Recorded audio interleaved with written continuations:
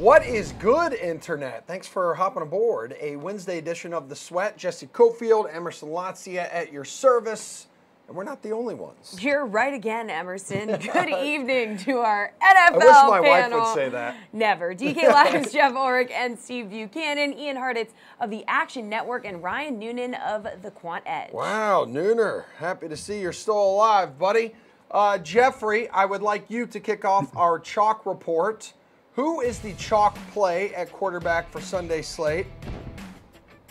Well, I mean, I think there's going to be a couple, but the guy I've kind of got my eye on is Josh Allen. I mean, obviously coming in off the 200-yard rushing games. I mean, I just feel like people aren't going to be able to kind of resist here. Obviously, if people played him last week in a game against the Jets with a point total of, I think it was under 38, they're going to play him this week in a game with Detroit with a similar point total. So I think Josh Allen definitely going to be chalky again. He wasn't super chalk last week, but I think that percentage, whether it was around 6-7%, regardless of which GPP you're in, I think that'll creep up a couple percent, and I think he'll end up in the top 3 chalkiest quarterbacks. Bukes are going with the pride of Boynton Beach High School. Yeah, I didn't know that until now, but sure, what the hell? Yeah, it's Lamar Jackson at 5,900. He has that old matchup against the Buccaneers that we love to target against. Jackson still isn't passing a ton, but doesn't really matter because he's making up with it by his rushing. He's kind of like Josh Allen, has at least 70 rushing yards in every start this year. And we've seen some mobile quarterbacks have some success against this defense. We've seen Cam Newton run for 33 yards twice against him. Mitch Trubisky ran for 51 yards against him. And look, Jackson still really isn't all that expensive. He's only 5,900 this week, which would be the 7th most expensive quarterback on the slate. Obviously, the risk is there if somehow he doesn't end up rushing as much. His upside really is limited through the passing game. But yeah, 5,900 for Lamar Jackson just still feels too cheap, and I think he's going to be popular. Yeah, and Ravens coach John Harbaugh today making it official, what was pretty clear before, that he will be the starter, Lamar Jackson. So Joe Flacco's going to back him up. Changing of the guard there. Ian, you like him as well? Oh, for sure. I mean, both Jackson and Josh Allen just have these absolutely insane rushing floors right now. Over the last 4 games, they're the number 9 and number 10 fantasy players behind 8 running backs, obviously, and rushing fantasy production. So they're truly giving you like RB1 production and then any passing they happen to get just a cherry on top. With that said, shout out to PFF Steve Palazzolo for pointing this out, but 18% of Josh Allen's rushing yards are on design runs. 89% of Lamar Jackson's rushing yards are from design runs. So I really have my questions on if Allen's going to be able to run the ball this week against the Lions. They've only allowed 62 rushing yards to quarterbacks all season because of how much zone they run. And if the Bills aren't designing the runs, I think it could be some trouble. So, yeah, give me Lamar Jackson against this Buccaneers defense that can't stop anyone, especially Ravens offense that has been moving the ball pretty well ever since Jackson took over. Nooner, who's the chalk play under center? I'm going with the pride of Sierra High School out in San Mateo, California. Tom Brady, just way too cheap this week. Pittsburgh is essentially Foxborough West since Brady's been in town. 6-2 in his career at Heinz Fields. 10 career games against the Steelers. He's averaging 312 passing yards, 2.5 scores in those games as well. It's been a down year, obviously, from a volume standpoint in New England, but he's still elite. New England is 4th in passing success rate on the season, 4th in explosive pass rate over the last 5 weeks. They're starting to get healthy. Gronk on offense looked explosive last week. Not so much when he's playing D-back, but nice run for Pittsburgh's D in the middle of the season here. But they've been susceptible of late. They're 7th on the season in success rate allowed, but 22nd over the last 5 weeks. They've been exploited. I just think with 40 pass attempts for Brady here, he's just too cheap at 5,900.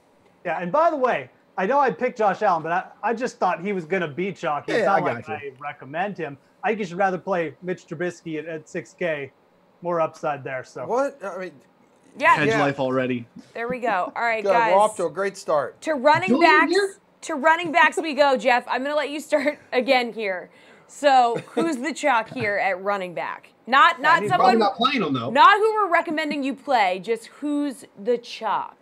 I'm just getting it out there, Jesse. Calm down. It's cool. It's cool. Relax. You're freaking I'm going with Saquon Barkley, and I think a lot of people are going to look at this slate. And I mean, a lot of the top running backs aren't out there. Connor's hurt. McCaffrey's playing on Monday night.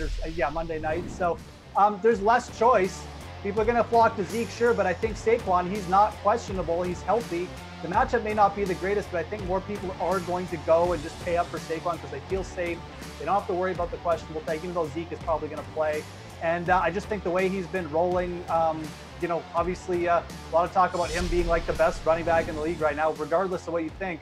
I just think people are going to pay up for him on the slate. I think he's going to end up as being close to Zeke, maybe not quite as high owned, but very close at the end of the day. Speaking of Zeke, Steve, take it away.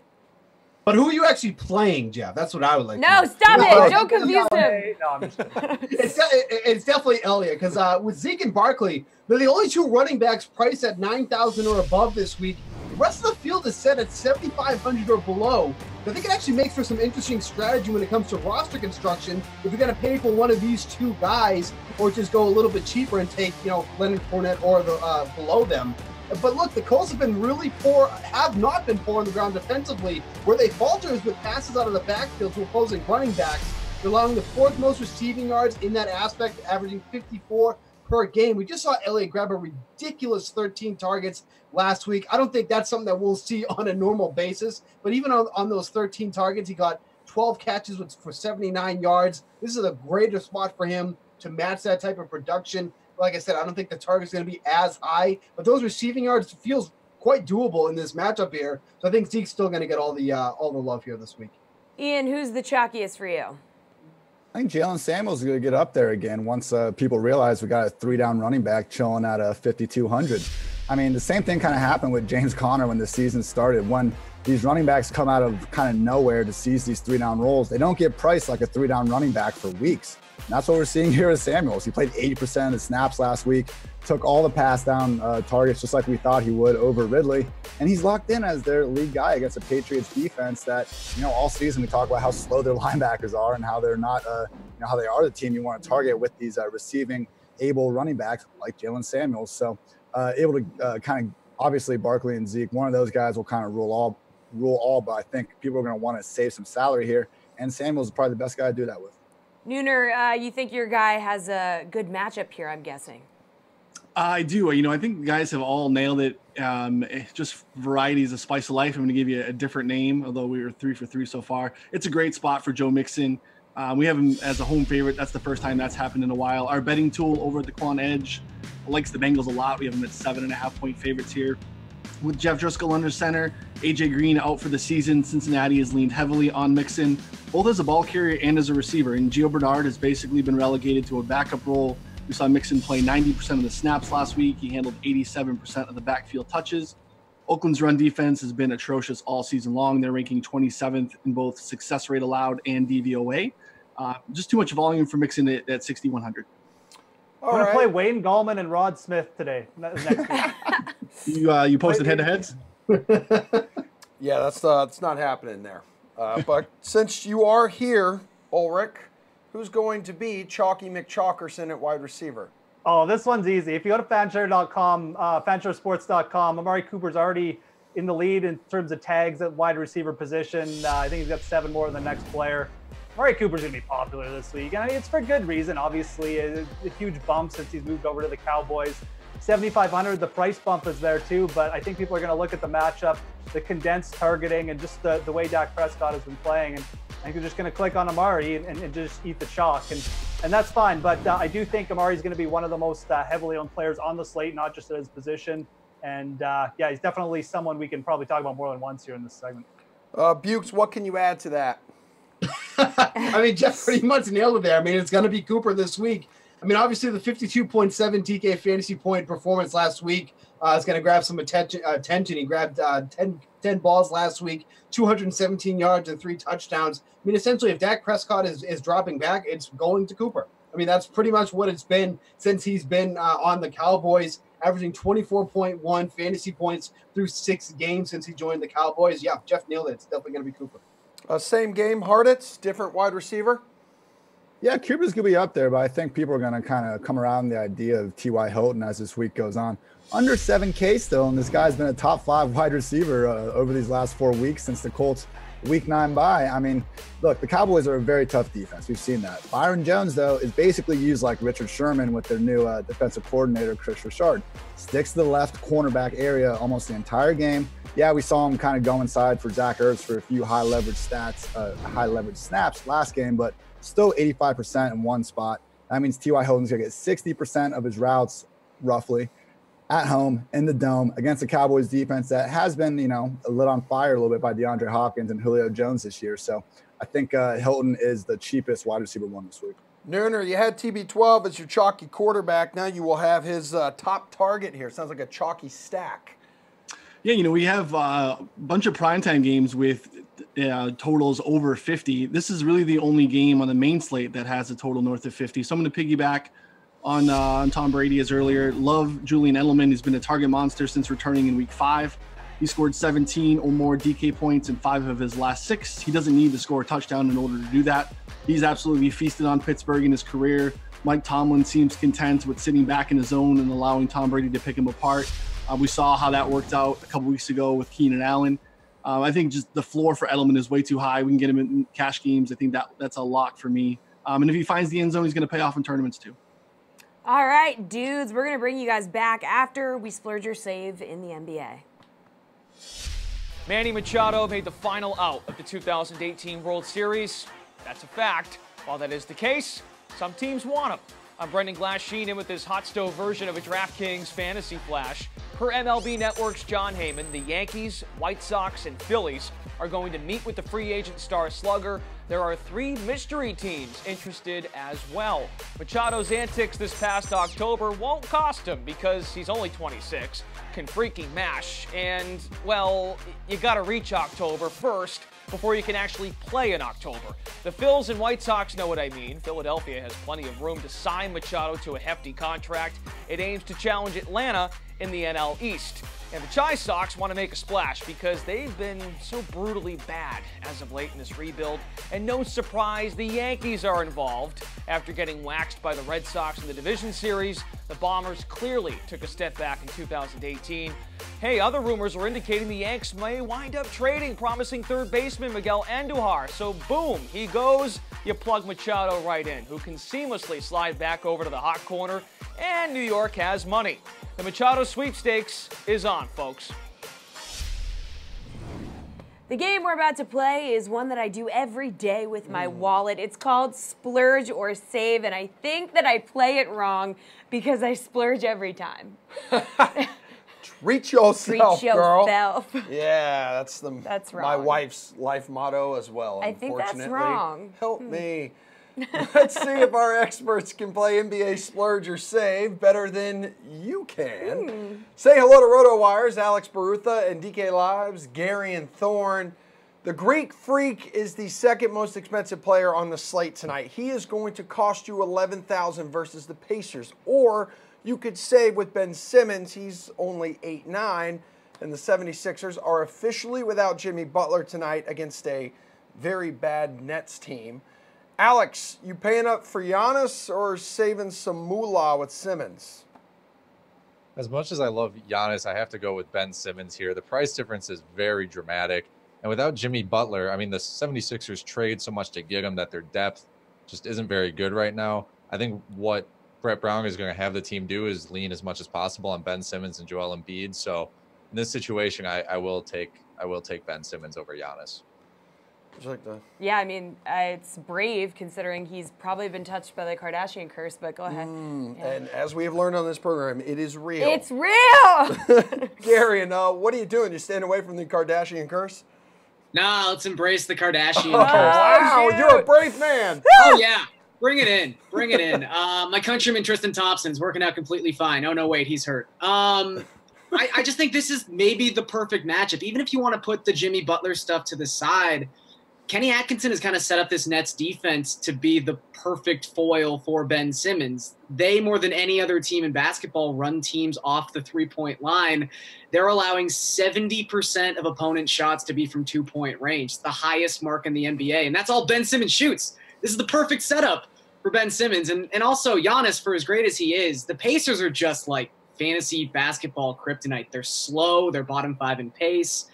They're top 5 in defensive rating. They're top 10 in both overall rebounding rate and defensive rebounding rate. They're just so frustratingly sturdy and boring that it kind of makes Giannis boring. So give me Ben Simmons in this one. All right, Gary, and Russell Westbrook is the most expensive guard option on the slate at 10-9 against New Orleans. Are you going to splurge for the OKC star, or do you want to save over $1,000 and go with the next best option? Maybe you've heard of him, Steph Curry. He's 98 versus Toronto, so what's the play here? Yeah, I've heard of Steph Curry. He's not bad. He's not bad. I think I have to go with Russ here. Just from a ceiling perspective, I think maybe aside from Giannis, there's no player with a higher ceiling than Russell Westbrook, and he seems like he's on one of his runs right now.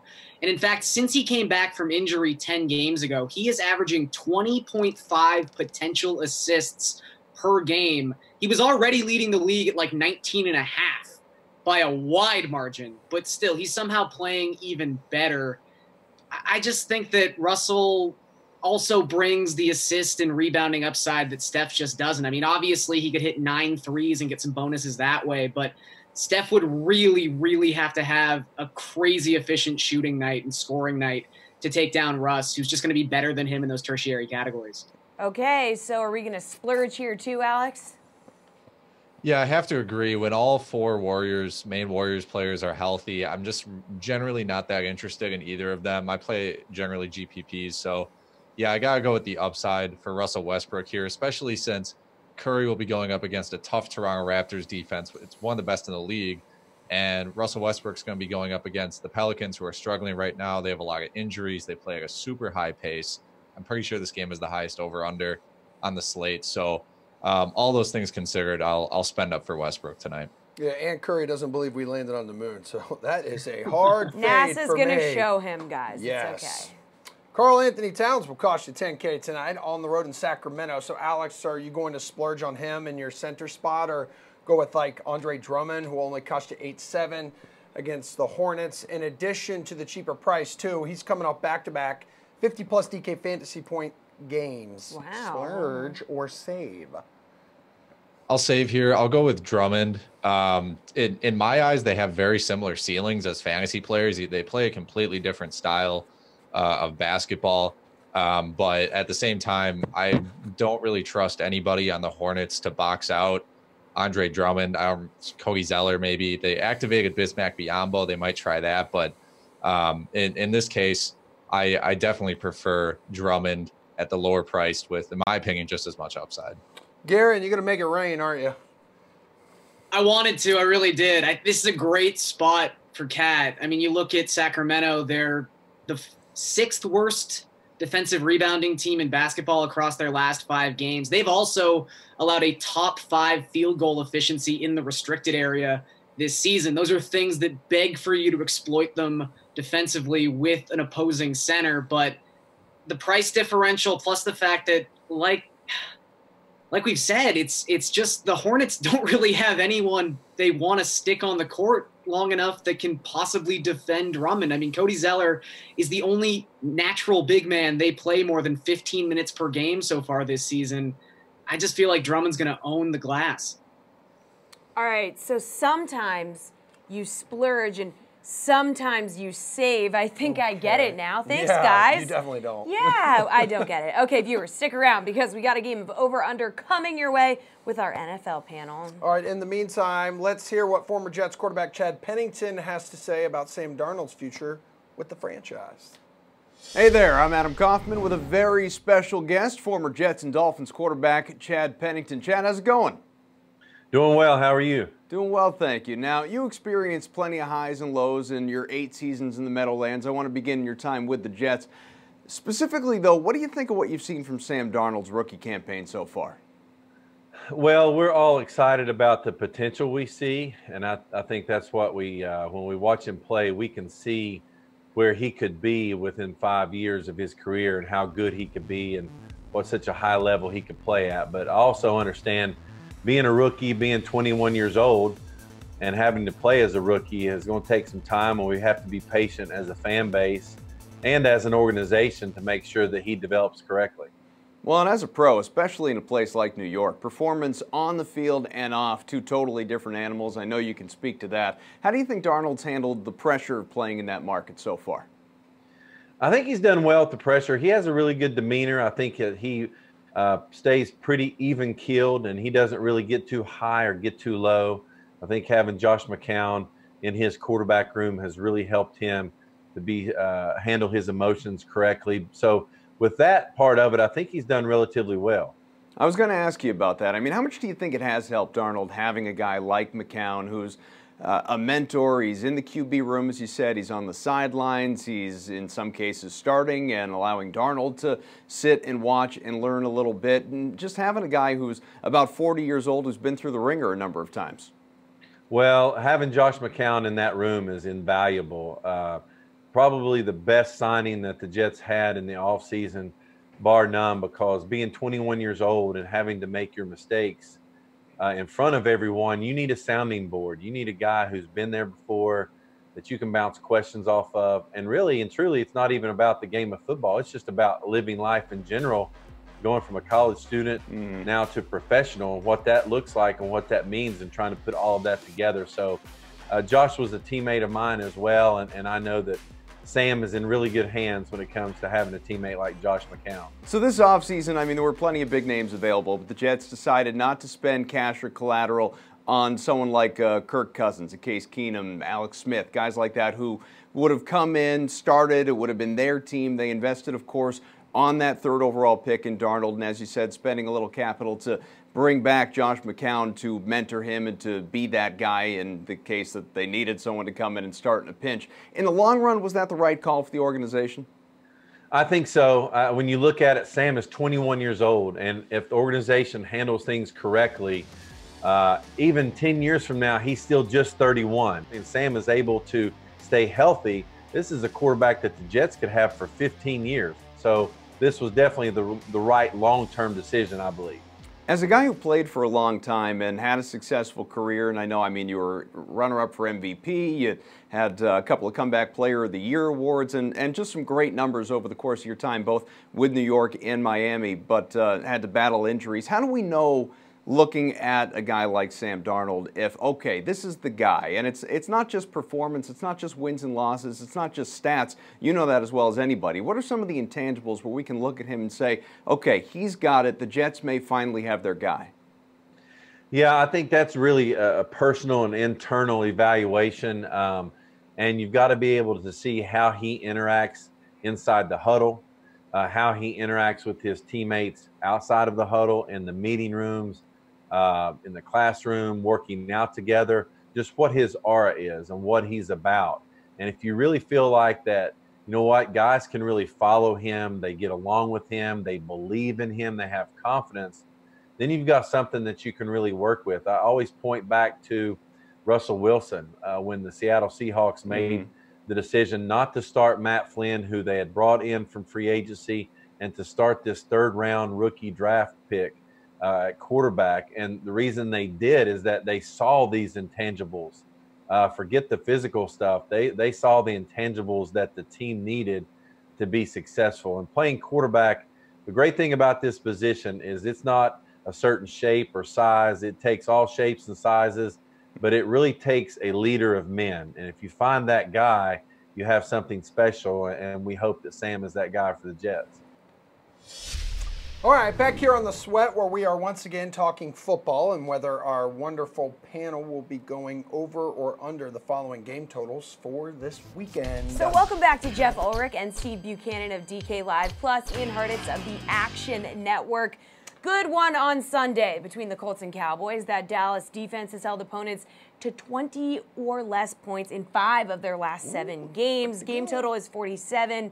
Which way you leaning, Jeff? I mean, for the over-under, I'm going to go with the over in this game. I mean, obviously, we talked about 2 good defenses here, but I talked about the offense earlier in the show already, and I think that the offenses in this game are going to dominate. I mean, you have Andrew Luck, Dak Prescott, 2 quarterbacks who are playing very efficiently right now, and then you have 2 elite receivers who I think even in the tougher matchups are still going to be able to get off in this game. You also have the Zeke factor. So Indianapolis likes to play at a bit of a faster pace of play. I know the defenses in this game make this probably a tempting under, but I'm going to take the over here. Wow, taking the over. Ian, are you going to be tempted and take the over too? I like the over as well. I mean, I agree with a lot of things Jeff just said. I mean, Dak Prescott, the guy goes from a bottom 10 quarterback, you give him Amari Cooper, and now he's basically top 10 in almost every passing statistic. And I mean, everything Andrew Luck's done this season has been nothing short of remarkable, coming back from his shoulder injury that a lot of people didn't even think he'd be able to throw again. So both these offenses really clicking. Yeah, defenses are pretty. I mean, Cowboys are awesome. Colts are a little bit underrated, I think. Not too bad, but third fastest combined pace in this game. So I think that could help override some things. And it's just, you never want to bet the under when you're in a dome, when you're in that fast track at Lucas Oil Stadium. So I'll take the over. Steve, both of the other guys took the over. Are you going to agree here? Yeah, Ian said you never want to bet the under when you're in a dome. Well, I'm going under for this game. And it's not because I think this is going to be a low-scoring game. I honestly think 47 is like a perfect total for this game. I mean, we've seen Dallas, how good they've been defensively, especially against containing opposing quarterbacks. I mean, the Colts also really haven't been able to get a run game going as of late. This is not the defense, the Cowboys defense, so you really want to think that's going to start getting going in this matchup here as well. I think individual matchups-wise, the Cowboys definitely have the advantage over the Colts, but I feel like this is a game that could end up being, with a 45-point total overall. So I think like the 47 total that it's at, it's almost at a perfect spot. So I'm going to take the under here, but it's not because of lack of production. I just think that's a good total. Dolphins and Vikings getting together at U.S. Bank Stadium in Minnesota. As we know, the Vikings laid a big old fat egg on Monday Night Football. Kirk Cousins has not been living up to his contract. But on the other side, Ryan Tannehill, he's a little banged up with an ankle injury he suffered in Miami's miraculous win over New England. Crazy. Over-under is chilling at 44.5. How's this one shake out, Steven? Man, I think this has a chance to go over. I just feel like 44.5 is just a little bit too low. I mean, Tannehill was looking good in practice today, so they said. I mean, I don't know how often Tannehill looks good. But look, the Dolphins have been averaging 26 points per game since he's returned. So you got to give that offense some credit there. Defensively, the Vikings have been great, and there's nothing you can take away about that. But what I think about with this game is these are just two quarterbacks that turn over the ball. And I think that's where a lot of the opportunities to push this game to the over is going to come from. I mean, obviously, Cousins, we've seen how terrible he's looked lately. Tannehill's no stranger to throwing interceptions either. So I think with the high amount of turnovers and the good defenses fairly good defenses on both sides, it's just going to create opportunities. So I think 44.5 is just a bit too low. I think they can definitely exceed that total. Jeff, Miami at Minnesota, over under 44.5. Yeah, I mean, look, one of Steve and I are going to go broke this week because I'm taking the under here. I actually really like the under in this game, too, and there's a couple reasons why. Look, the Vikings fired their OC this week, and one of the reasons they did that is because Mike Zimmer wants to run the ball. He wants to play a little bit slower. He wants to win games with his defense, his great secondary, whatever. But I think you're going to see more Dalvin Cook in this game. And the Vikings defense, Steve mentioned, they've still been playing well. I mean, they're coming into this game on kind of a bit of a roll. Yeah, they lost last week. I mean, they basically almost shut out the Seahawks for like 3 3/4 quarters last week. That's hard to say, by the way.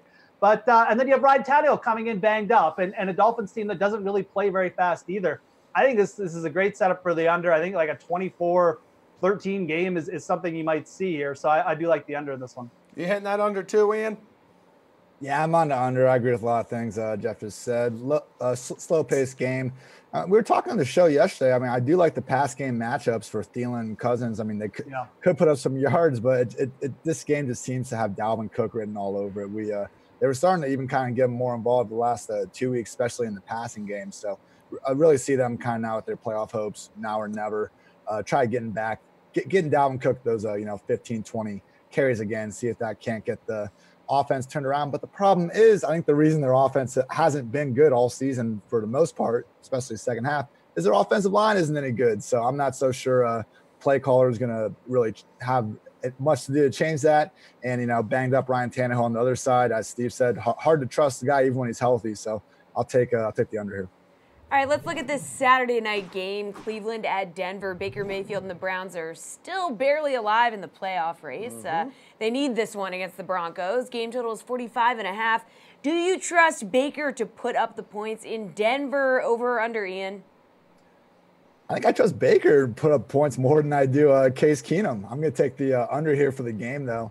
more so because of that Broncos offense. I mean, we have not seen them score over 24 points in the game since week 7. And that was the game that sent Mike McCoy packing from Arizona. So it's been a minute since we've kind of seen them clicking. And with Emmanuel Sanders done, the offensive line's depleted at this point.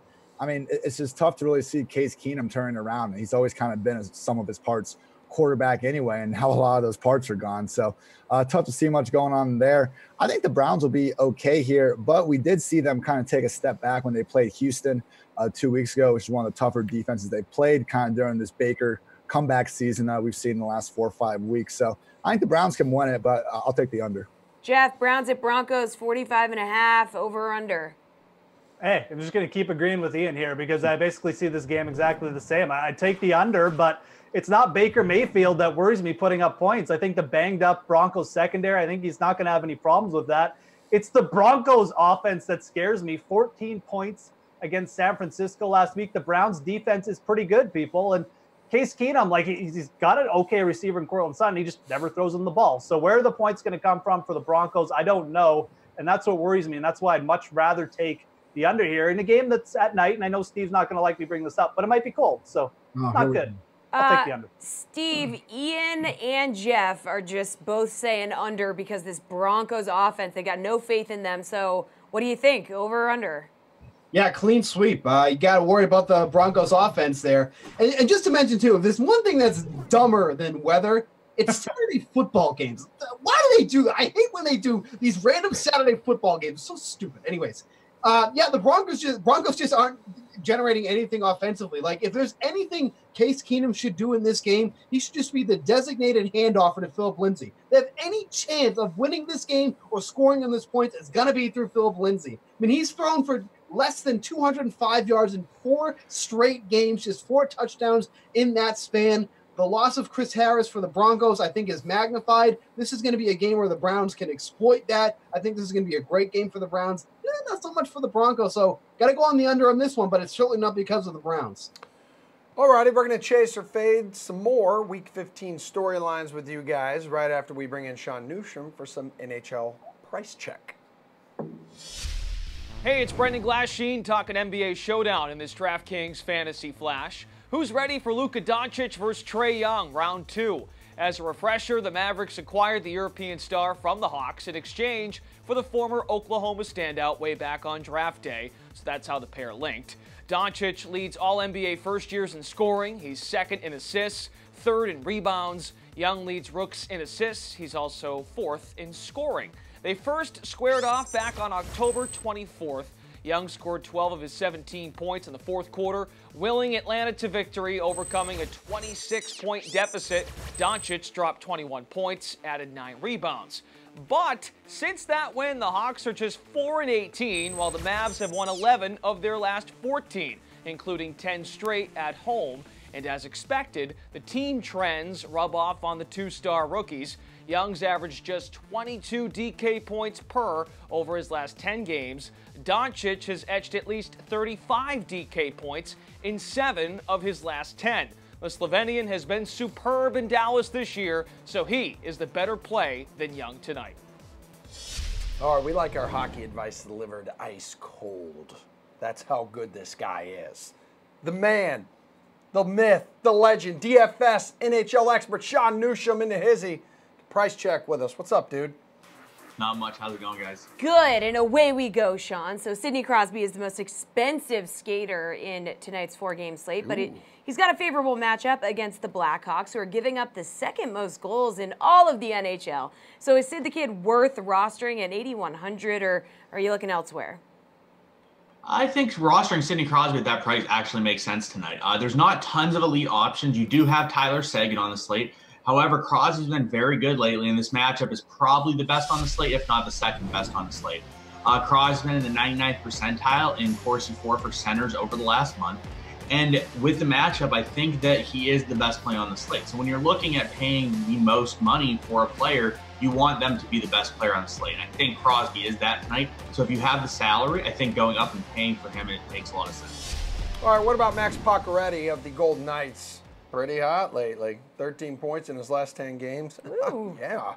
And he's still a bargain at 5,300 against the Islanders. Sean, is he someone you're looking at for some value tonight? $5,300 is a really solid price for Pacioretty tonight. He's someone that I took a look at early in the season, and it sort of has taken him a little bit of time to get going with Vegas. But as you just talked about, he's been on a scoring tear recently. His shots have finally been upticking back to what his historical numbers look like. So I think at $5,300 against the Islanders, who concede a lot of goals, Pacioretty makes a ton of sense tonight as well. However, at the wing, there are tons of positions, or there are a ton of options as well. So you're going to have to pick and choose which ones you want. Okay. All right, well, defenseman Mark Giordano has registered 5 points in his last 2 games, so he's the second highest priced defenseman on the slate. Are you paying up for him at home against the Flyers? I think there's a possibility I'd pay up for him. The only caveat being that Chris Letang is probably a slightly better play. So in order to play up for Giordano, I would also need to be paying up for Letang as well, which is going to be difficult. Chris Letang, if you look over the last month, is in the 99th percentile in defensive Corsi, in the last 15 games in the 99th percentile, in the 99th percentile in shots plus blocks, as well as time on ice and power play time on ice. So all the metrics that I would take a look at, Chris Letang is in the 99th percentile and is one of the best defensive options in the league. With his matchup being equally as strong as Giordano's, I would slightly prefer him, but Giordano's a great option as well. All right, last position to touch on here. That's between the pipes. We got Anthony Stolarz in net for the Flyers. He's only going to cost you $6,700. He's significantly cheaper than any other goalie on the slate. Sean, with only 4 games on tonight's slate, would you consider this dude at this price, or to kind of differentiate yourself from everyone else? I think in tournaments especially, you can do this. I would not recommend it in cash, but in tournaments, if you're fading Pittsburgh, Stolarz is going to be very under-owned, and he's going to see a plethora of shots. So if you're looking for a differentiation, you could go and play Stolarz. You're going to have a very small ownership on him, and his shot projection is going to be very high. So you should expect him to see a lot of shots. If he ends up getting up 1 or 2 goals, you should still see him be either the top or second top goaltender on the entire slate. So I think in GPPs, it makes a decent amount of slate, especially if you are fading Pittsburgh. All right, before we set you free, Sean, got to get your slate-approved pick. This is your lock, so who's it going to be? For me tonight, I'm going to look at the wing position. I'm going to look at Elias Lindholm. Lindholm's been on an absolute tear recently. He has 5 goals and 6 assists in his last 7 games. He had a point in 6 straight games up until the last game, but it looks like he's really clicking with Sean Monahan and Johnny Gaudreau for Calgary, and their matchup is fantastic tonight. So for me, my slate-approved lock of the slate is Elias Lindholm.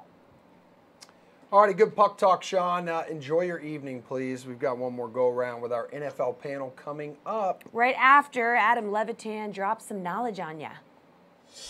He says, you often talk about how the money line is lower as buy-ins get lower. Then why don't you just play all $1 head-to-heads and 50-50s? What's the incentive of playing high stakes? Couldn't you just play more super low stakes to increase the win percentage? So for those of you guys that don't know, people are capped at 50 games. Everyone's capped at 50 games, the low buy-in levels on DraftKings. I think it's $10 and below, but not positive on that. But anyways, it is if I play 30 $5 head-to-heads and 10 $5 3-mans and 10 $5 10-mans, then that's it. I can't play anymore at the $5 level. The system won't let me on DraftKings, so there's that. Also, to answer Andrew's question more accurately without sounding like a total douche, I mean, I need action, man. Like, it's almost impossible to get in play what I want to get in play without playing some higher stakes. So, you know, I'm still trying to get in good games. I'm still trying to practice the best game selection out of anybody on the site. But yeah, like, there's no way around it. One more go-around with our NFL panel, which for this Chaser Fade segment consists of Jeff Ulrich and Steve Buchanan, both of DK Live, and Ryan Noonan of the Quant Edge. Steven, Carson Wentz is unlikely to play this week. He is suffering from a back injury, reportedly could be shut down for the rest of the season. So, in Sunday night's game against the Rams, it'll likely be Super Bowl winning quarterback Nick Foles under center. And if that's the case, need you to chase or fade Foles, hitting for more than 20 DK points. Yes. We must be getting near the end of the regular season because we got Nick Foles coming up in subjects again. Look, last time we've seen Foles go over 20 DK fantasy points, it was only twice since last season during the regular season. I mean, the matchup is fine against the Rams. It's certainly not a team you want to shy away from defensively, but I just can't see a scenario where Foles comes in and just kind of rejuvenates his offense here. I mean, aside from the 2 games where he had the over 20 DK fantasy points, he scored about 9 or less. I mean, this is Nick Foles. This is the guy who was thinking about retiring because, he couldn't find a job at any point. He is so unbelievably hit or miss that, you're going to kind of hope that it's a good Foles day if you end up starting him. But, I mean, no, I don't see it happening here at all. Jeff, Steve says he's so hit or miss. So does he hit this weekend for more than 20 points? Steve can't see a scenario where Foles goes over 20 DK points. Did he not watch the playoffs last year? What's going on here? Yeah. Look, if the question is Nick Foles, I'm always taking the over. He's the best quarterback on the Eagles. What? Look, the only thing that scares me a little bit is that Aqib Talib is back. The Rams defense have been played a little bit better. But look, it's a 53.5 point total. The Eagles are 9-point underdogs. There should be tons of opportunity for passing late in this game. Even if it's just garbage time, I think Nick Foles easily gets over 20 DK points this week. I think you broke the sweatometer. Well done, Jeff. Hey. Yeah, Jeff's loving that BDE over there with Foles. I'm going to fade this one here. Thank you, Ryan.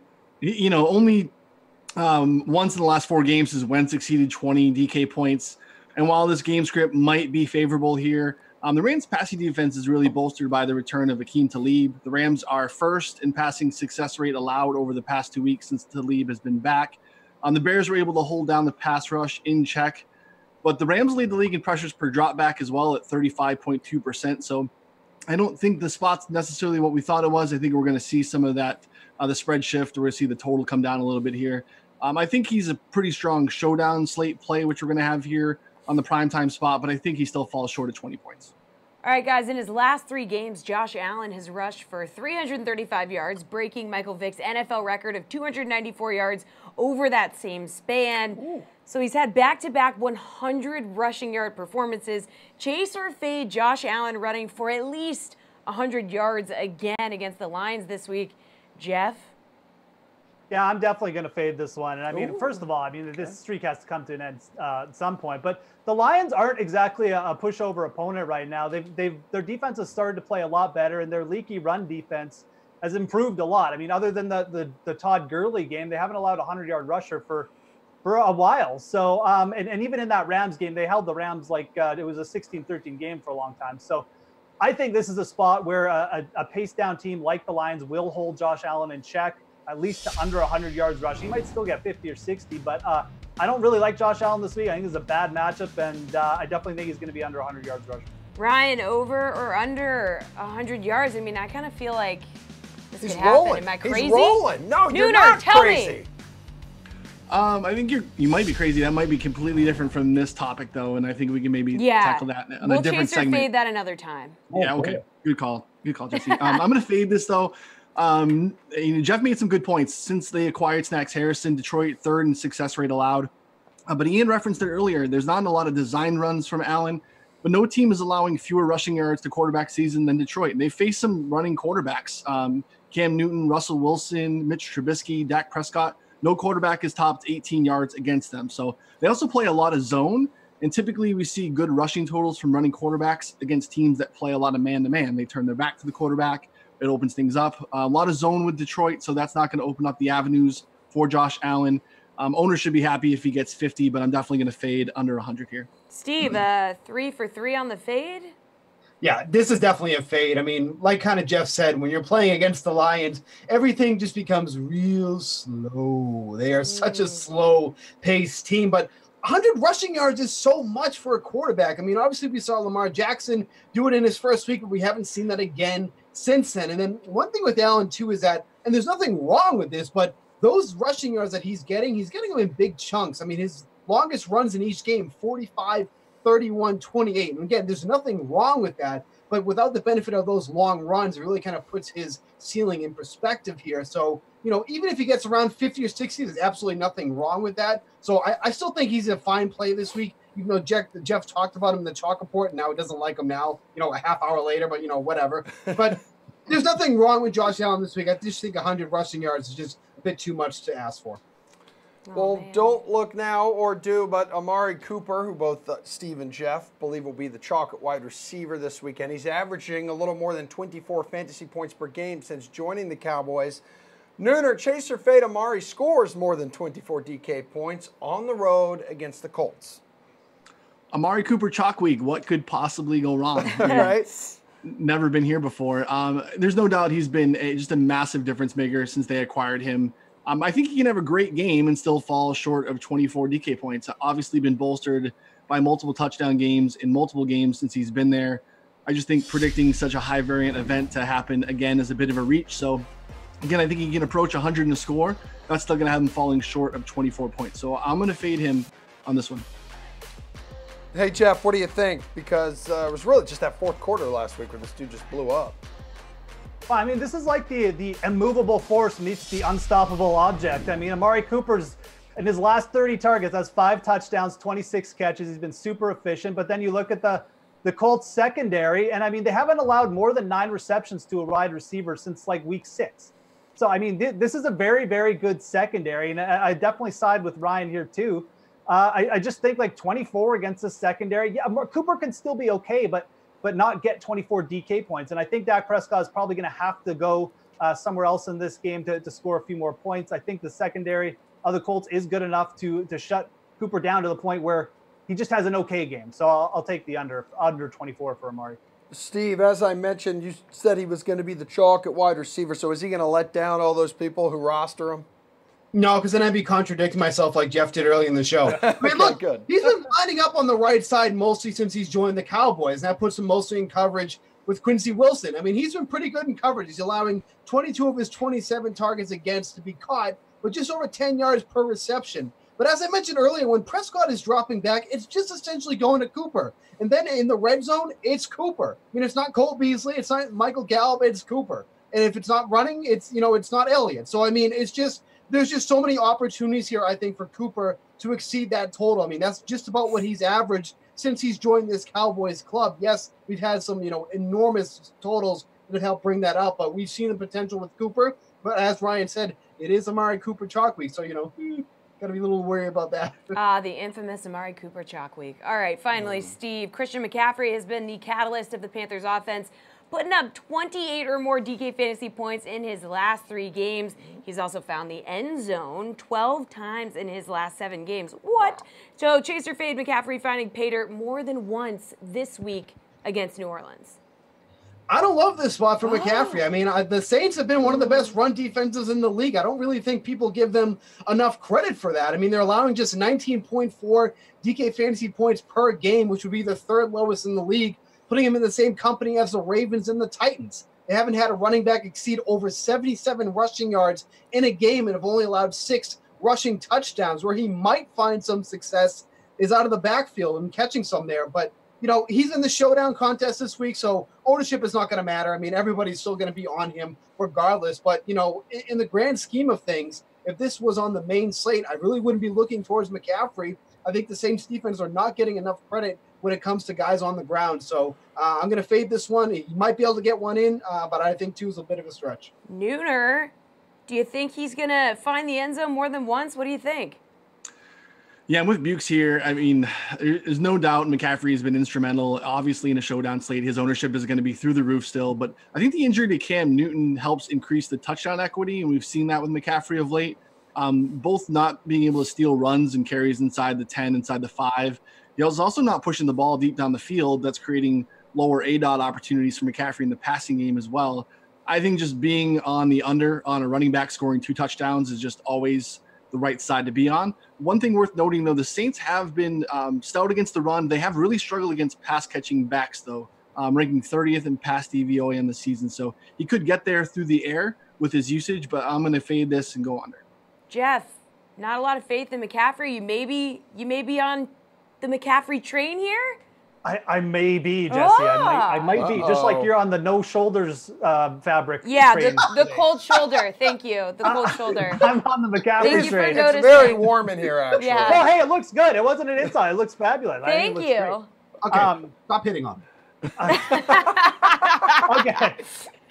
He's in Canada. It's so cold. No, and lonely. it's McCaffrey. Okay, I actually really like Christian McCaffrey in this spot. I think this is like a sellout game for the Panthers. I mean, they've kind of hit rock bottom, and Ryan referenced it. Cam Newton can't throw the ball downfield anymore. I think Christian McCaffrey could see like 15 targets in this game because they're probably going to be playing from behind. The Saints don't really defend the running back as a pass catcher very well. So, yeah, this really does kind of lead to a big game for McCaffrey. Not through the ground.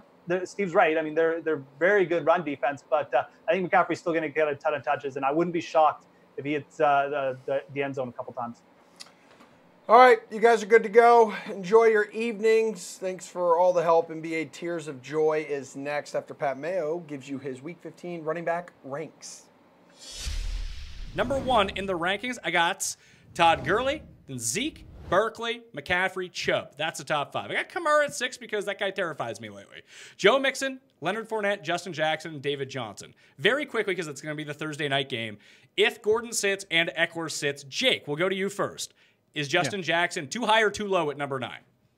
I would say Justin Jackson's a spit too high. I don't trust him quite that much. But they have some guy whose name I can't pronounce as their new backup. Yeah, but it's still, I know, I'm looking right now. I like the Jalen Samuels usage. I know that he only had 12 carries, but they used him in the passing game. That's what we like to say. I'm going to trust him in that offense more. I'm still going to trust Philip Lindsay more. Spencer Ware on the other side of the ball. Look, if he's healthy, he was far out producing Damian Williams on a per touch basis. I think that might be the question mark area where I would go, but this would have surprised me if it's similar to the Steelers, where it's just Philip Rivers passing, which I know would help Jackson in the passing game, but I'm just not ready to put him quite that high.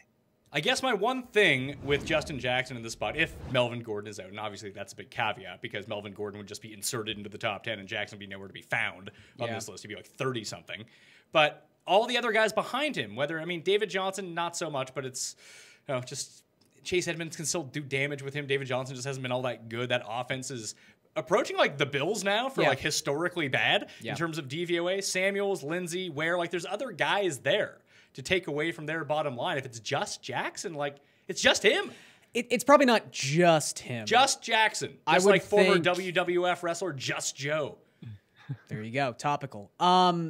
I would think it probably falls somewhere into Eckler's snap volume from the last couple of weeks, probably 60 to 65%, which is still amazing. I think I would have him just behind Samuels for a similar reason to what Jake said, just because it seems like we now know Samuels, even if he loses a goal line carry here or there, is still going to play something similar to what we saw in terms of the Pittsburgh Steelers' regular first-rate running back snap share. But aside from that, he's a pass-catching running back, so we know he's going to have that element to his game. He's going to be in the game. Great matchup. Chiefs came into last week with the worst defensive line by adjusted line yards when it comes to rushing defense. And they got ran all over a week ago. I think he's definitively a RB1. I just think I would have him behind Johnson and Samuels. No, I'm not going to play the coward's game on this one. I'm going to rank him at number 9 and be good with it. I don't have a problem with David Johnson. I would actually move Johnson back with it. I would move Jackson and Johnson back. I'd put him all the way back behind. I told you the Spencer Ware part, but I'd play Dalvin Cook over both of them. Dalvin Cook did nothing until the final drive, which I get that it counts. A lot. And it's in Seattle. Last block of the show, let's make it count. What do you say? Yeah, let's do it. It's time for some NBA Tears of Joy with RotoWire's Alex Barutha and DK Live's Gary and Thorne. Started from the bottom, now we hear a star-studded Tier 1. Gary, and who's your guy? Yeah, let's not stray too far from where we were in the first block here. I'm just going to go with Russell Westbrook. Like I said, I think he has an exceedingly high ceiling. I look at some guys in this block, Anthony Davis, Giannis. They don't really have ideal matchups. Embiid could see a huge usage rise because of the Jimmy Butler factor, but he's just looked off recently too. So give me Russ. Oh, Alex, who you going with Tier 1? I'm actually going to go Embiid here. I agree that it's between Russell Westbrook and Joel Embiid. But the Nets have had severe troubles guarding centers all year long. I think the extra usage will go Embiid's way. We know the kind of upside that he has. So I think I would choose Embiid here. Tier 2, decisions, Garion. Who's it going to be and why? I see Karl Anthony Towns in there, and I know you took Drummond over him earlier, but you did mention Towns is in a pretty good spot, right? You like his matchup? Yeah, I like his matchup a lot, and I'm actually going to take Cat here. Like I said, it's the Kings really struggling with defending the restricted area. That makes me like Cat a lot this evening. Opponents shooting around 65.5% against them, at the rim this season, which is where Cat probably is going to be for most of this game, you would hope. You look at the other members here. I guess Curry and Durant deserve a little bit of consideration, but as Alex was kind of talking about, with all four of these guys together, they just seem to take away from each other so much. Like you look at Durant's prior 5 games to Curry coming back, he was averaging 26.5 field goal attempts per game. In the 5 games since Curry's come back, he's down to about 15.5, and he's only scoring like 45 DK points per game. So maybe there's a scenario here where we see that Durant, Kawhi craziness recreate itself from 2 weeks ago. I know as a Raptors fan, Durant takes an exceeding amount of pleasure in crushing the Raptors every time he sees them, but I think you just got to go with Cat here. He's the lone wolf. Alex, how about Steph the astronaut Curry? Well, he's going to be disappointed. I'm actually thinking about going Blake Griffin here for similar reasons that I was talking about Andre Drummond. I mean, they're going to have Cody Zeller and Andre Drummond. They're going to have, I guess, Marvin Williams. I'm Blake Griffin. That doesn't seem like it will end well to me. We know Blake Griffin loves to take it to the post, drive inside. I just don't think they have a big enough body to contain him. I mean, they have Kid Gilchrist. They have Miles Bridges. Other than that, I don't have a lot of confidence in the Charlotte front line being able to stop either of Drummond or Blake Griffin. Yeah, well, our march down the tiers continues to tier 3. So have at it, Garion. Are you going to be cool with the Kardashian curse? Maybe take Ben Simmons here? Well, again, this comes down to guys we were talking about in the first segment. I think it really is a battle between Ben Simmons and between Andre Drummond. And I don't know. I just think I would prefer to go with Drummond here.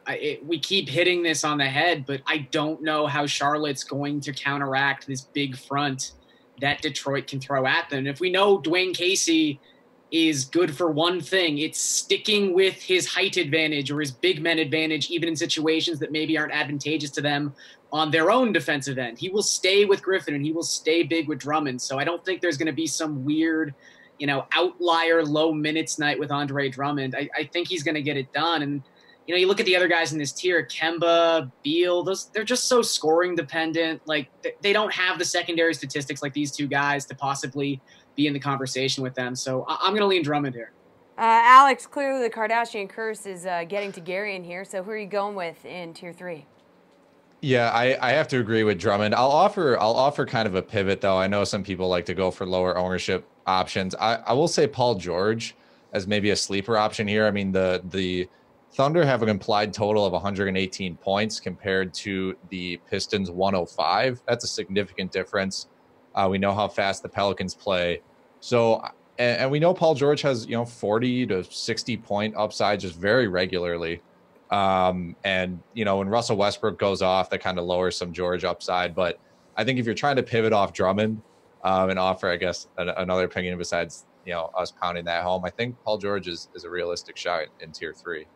Guys, we got about 2 minutes left in the show. We still have Slate approved to get to. But real quick, Alex, who stands out to you in tiers 4 through 6? I think we just kind of have to say like how well John Collins is playing lately. I mean, he's basically above 40 fantasy points each of his last 3 games. Just put up a career high 57 fantasy points. It was 30 points. It was 12 rebounds, 5 assists. He's going up against Dallas. Dallas is projected to win, I think, by 9. But that shouldn't matter. And Collins should get plenty of run regardless. So I just wanted to highlight his play, and I think he's a great option in tier 4. Garion, what about you? Yeah, it's like Alex was reading off my notes. John Collins, he's basically been like a Fibonacci sequence the last week. He keeps expanding his career high. It's been 4 consecutive games, I believe, where he's set a new career high in points. He's been so good. And really that offense, I know Trae Young is still obviously bringing a high usage rate to the table, but without Taurean Prince, it's really just running through John Collins as it should. So I think he's a really, really viable play in tier 4. All right, and we're under a minute here. So finally, Slate Approved Pick Time. Who's the guy you must have rostered in tonight's tiers contest? Garion, take it away. I'm going to go with Ben Simmons. I mean, I really, really like Russell Westbrook, but I think Simmons at 8-9, that price is just so inviting in a matchup that seems to be made for him. No Jimmy Butler. I would be rostering Ben, and I like the flexibility he brings too. Oh, the Kardashian. Alex, take it away. If we're talking the tiers contest specifically, Donovan Mitchell slid all the way down to tier 6, which seems crazy to me. I think he has the most upside of anybody in there. I mean, Klay Thompson is also in that slate. He's always, he could score 100 points in a quarter for all we know. But Donovan Mitchell in tier 6, I would not feel safe with any other option really in there over him. And we know he can get 40, 50 fantasy points on any given night. All right, dudes. Adios. Yeah, that'll Appreciate do it for the sweat tonight. We'll be back, or somebody will be back tomorrow at 6 yeah, p.m. That's right. We Not got us. other projects. Yeah, to we have work other on. plans. Kind of a But big tune deal around in here. tomorrow night at 6 for the sweat. You know the drill.